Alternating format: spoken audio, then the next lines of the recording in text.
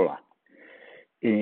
Vamos a explicar la práctica 4 que corresponde al estudio cinético de la decoloración de la fenolftaleína en medio básico. Vamos a hacerlo en dos vídeos. En el primero daremos una visión general de la práctica y hablaremos de la parte teórica, y en el segundo ya daremos el procedimiento experimental y cómo realizar los cálculos. La fenolftaleína, que va a ser el objeto de nuestro estudio, es una sustancia que utilizamos como indicador en las valoraciones ácido-base, o sea que la conocéis. La fenolftaleína tiene diferentes estructuras que podemos ver aquí. Una estructura sería esta, en la que tiene dos hidrógenos, estos de aquí. Otra estructura que es incolora, es una sustancia incolora. Si desaparecen estos dos hidrógenos, vemos aquí han desaparecido, se rompe la estructura esta de este anillo, y aquí hay un equilibrio tautomérico. Pues estas dos estructuras son de color rosa, que es lo característico de la fenolftaleína.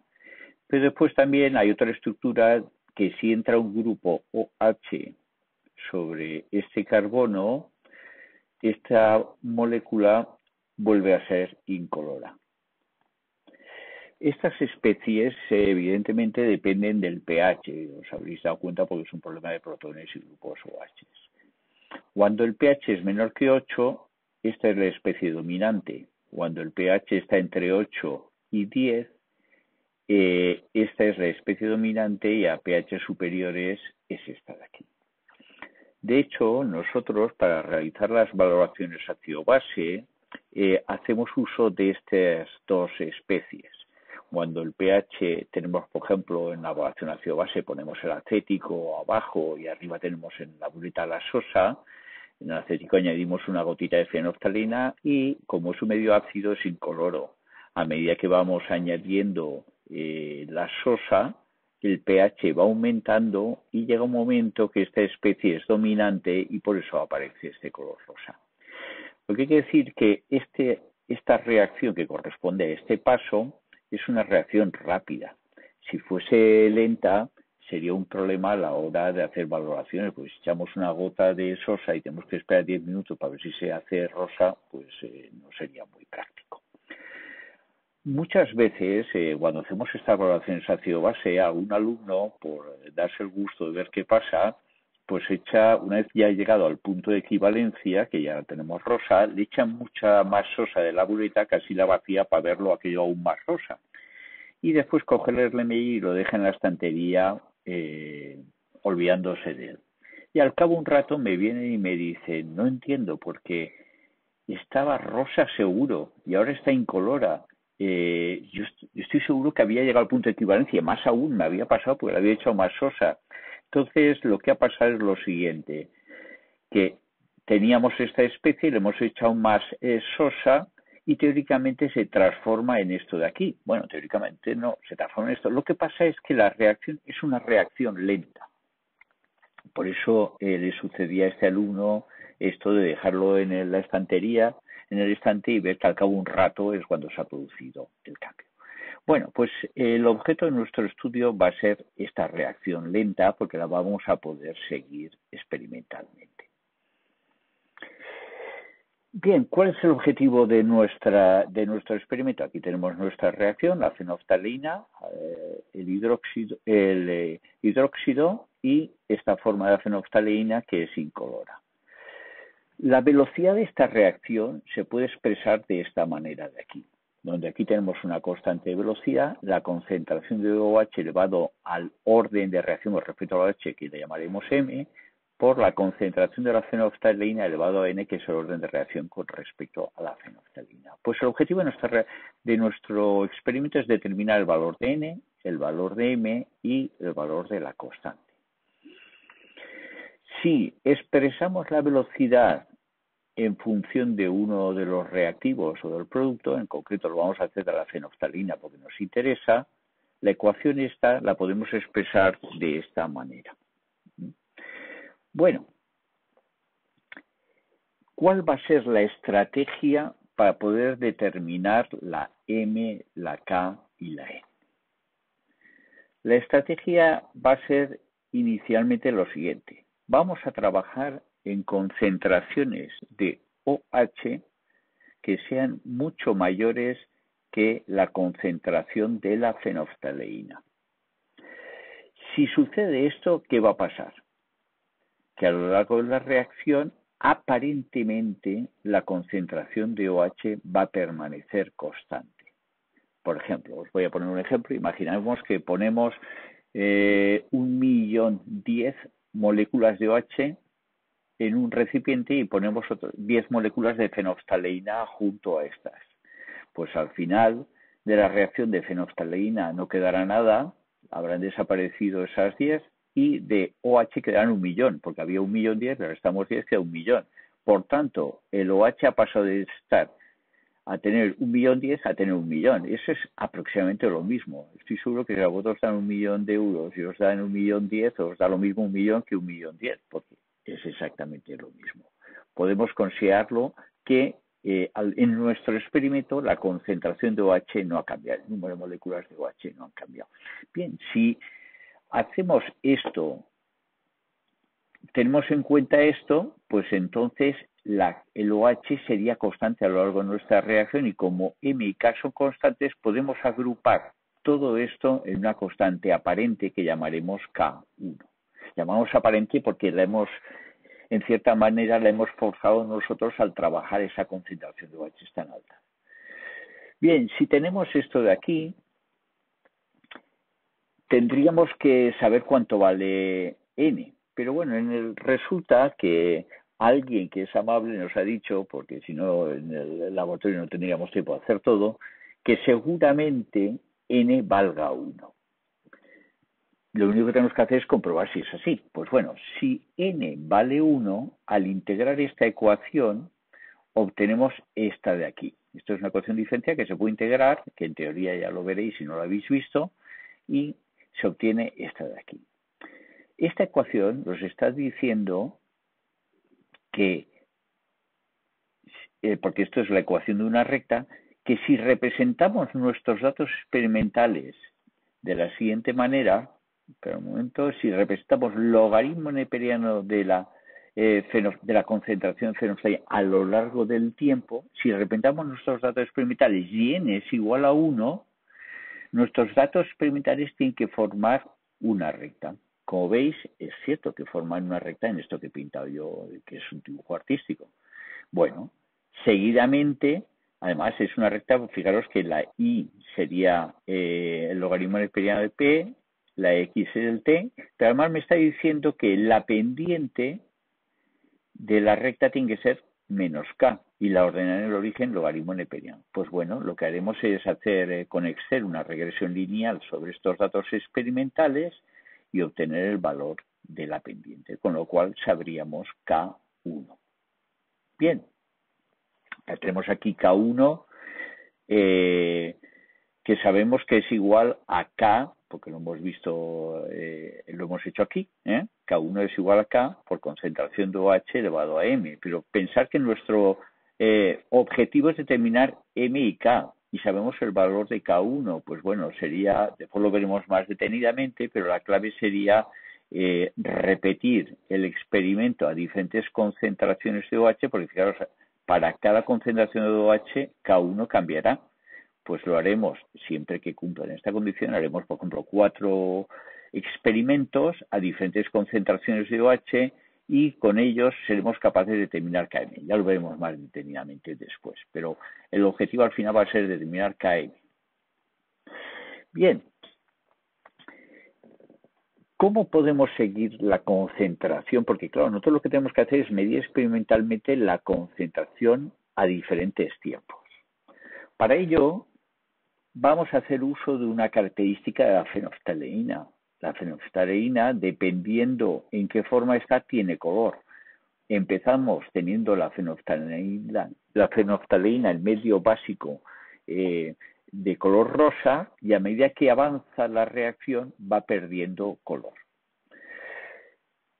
Una disolución, hay que tener en cuenta que una disolución tiene color si absorbe luz a alguna longitud de onda. Por ejemplo, en el caso de la fenoftalina absorbe a 550 nanómetros. que aproximadamente es el color entre un amarillo y un verde. Pues bueno, cuando la luz del sol, que es blanca, lleva todos los colores, entra en una disolución de fenolftaleína, la fenolftalina absorbe ese amarillo-verde y el resto de colores o longitudes de ondas que salen es lo que conforman este color rosa característico de la fenolftaleína.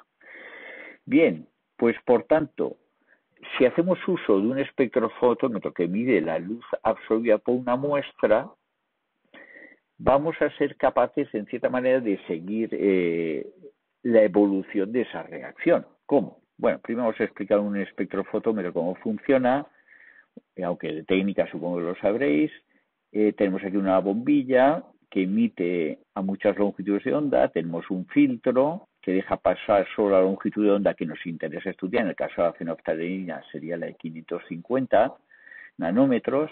Aquí tendríamos nuestra muestra en una cubeta con una longitud L y al pasar este rayo de luz de intensidad inicial 0, al pasar por aquí, parte queda absorbido y la intensidad disminuye. Aquí tenemos un detector. La máquina es capaz sabe, no solo está ahí, sino tiene un sistema para saber cuánto vale I0. A veces hay un doble canal, hay diferentes soluciones técnicas para esto.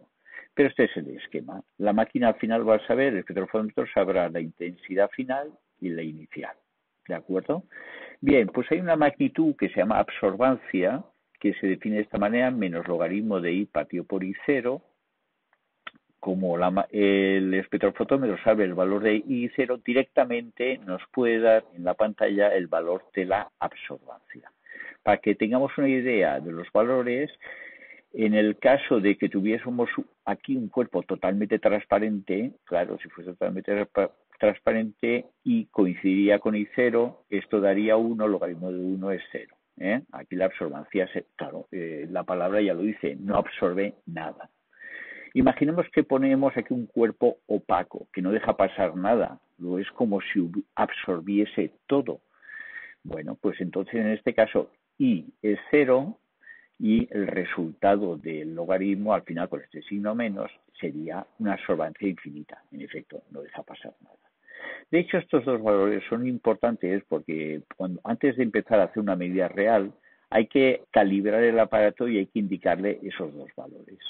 El valor de opaco lo hace él automáticamente cuando lo enchufamos, él hace un ajuste para ajustar este valor y después nosotros cuando vamos a hacer el experimento tenemos que decirle qué es el cuerpo transparente, que le llamaremos el blanco. Y antes de hacer una medida, ya lo veremos después con el experimento, tenemos que poner una cubeta con agua o con lo que queramos que no sea la sustancia que nos interesa para decirle al aparato que eso no absorbe nada. Entonces así ajustaríamos los límites de...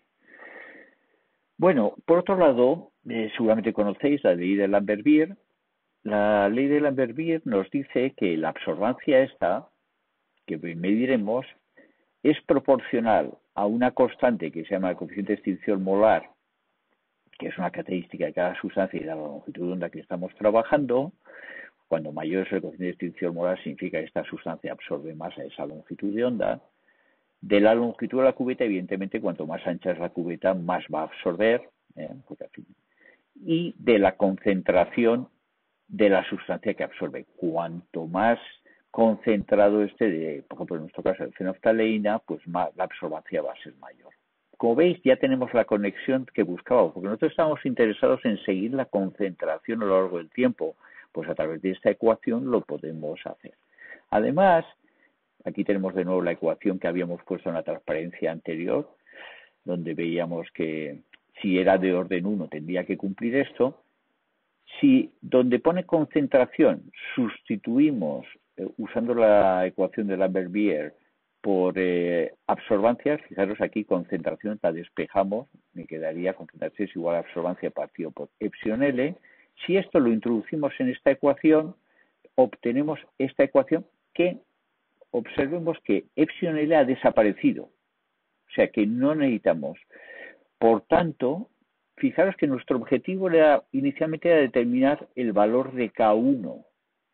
Pues da lo mismo que representemos logaritmo neperiano de la concentración frente al tiempo que el logaritmo neperiano de la solvancia frente al tiempo. De hecho, es lo que haremos.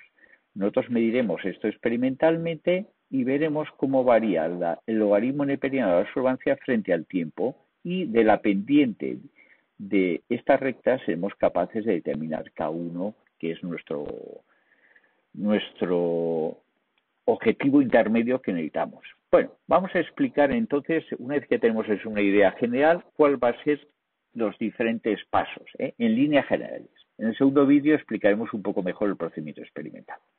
Primero, mediremos experimentalmente la absorbancia a lo largo del tiempo para una concentración determinada de OH. Recordad que tienes una concentración mucho más alta que la de la fenolftaleína.